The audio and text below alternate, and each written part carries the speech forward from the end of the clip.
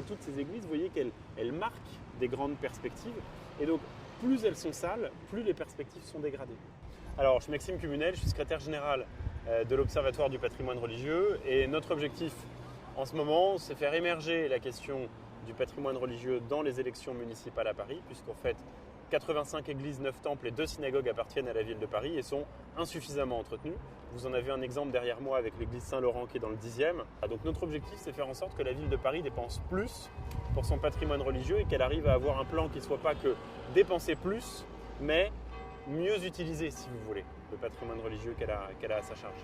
C'est une église qui est inscrite très profondément dans l'histoire de Paris et qui en même temps a le visage du Paris moderne. Et c'est vraiment une église des quartiers populaires qui est en très mauvais état. Il suffit de s'apercevoir derrière moi, vous voyez les filets notamment sur la façade qui empêchent que ça tombe sur la tête des passants. On est dans un quartier où habitait Saint-Vincent-de-Paul et de Sart, donc un quartier essentiel dans Paris. On est à la limite du Marais, on est près de la gare de l'Est et vous voyez que tous les immeubles autour de vous sont beaucoup plus propres que l'église. Voilà. Donc encore une fois, la ville de Paris qui est la plus riche est celle qui entretient le moins bien son patrimoine par rapport aux immeubles qui appartiennent à Monsieur Bonhomme ou Madame Michu. Les filets, etc., etc. La toiture, vous voyez, n'est pas en trop mauvais état vue d'ici. Après, en réalité, je ne suis pas sûr.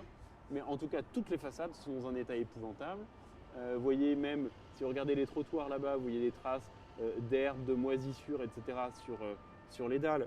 C'est un coup de Karcher, ça. Il ne faut quand même pas déconner. Là, vous voyez, les grilles sont presque peintes. Là, on stocke des machins, on ne sait pas trop ce que ça vient foutre là. Bon, j'ai pas l'impression que la cour ça améliore considérablement la beauté du bâtiment. Tout est catastrophique. Donc ici, on est devant Notre-Dame de Lorette et vous voyez schématiquement le même diagnostic qu'on a pu faire à Saint-Laurent, c'est-à-dire une absence d'entretien sur les façades. Donc là, vous voyez, le ravalement est absolument indispensable. Vous voyez qu'on ne le voit pas à l'écran, mais il y a des fuites à l'intérieur parce qu'il y a des problèmes de toiture, il y a des problèmes d'effondrement, de fondation en tout cas, sur toute la partie qui est à gauche et du coup qui oblige à mettre des étais à l'intérieur de l'église pour éviter qu'elle ne s'effondre. Et vous voyez à nouveau les problématiques de portes qui ne sont pas entretenues, qui ne sont pas nettoyées, de grilles qui sont sales. Donc tout ça c'est la même chose que dans presque toutes les églises en réalité à Paris. Ici on est dans le centre de Paris, on est dans le 9e, dans une église qui a été construite dans les années 1820. Dans un quartier qui à l'époque était un quartier très chic, à la mode, et dans une rue, la rue ici devenue Laffitte, qui était une des rues les plus chics à l'époque du Paris du business, pourrait-on dire.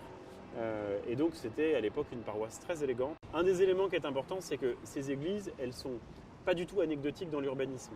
Ça veut dire quoi? Ça veut dire que cette église-là, Notre-Dame de Lorette, vous la voyez ici en bas sur quasiment 1 kilomètre. Donc elle habite cette perspective. Et puis sur le long de la rue de Châteaudun, ici, elle habite aussi l'espace. Donc les gens la voient dans l'espace. Ce n'est pas la même chose qu'une église qui serait construite par exemple dans une cour, comme il y en a plein aussi dans Paris. Et donc en réalité, quand même à le rappeler, la ville de Paris, une question centrale, c'est la beauté de Paris. Donc ce n'est pas simplement un lieu de culte, c'est aussi un monument qui déclare.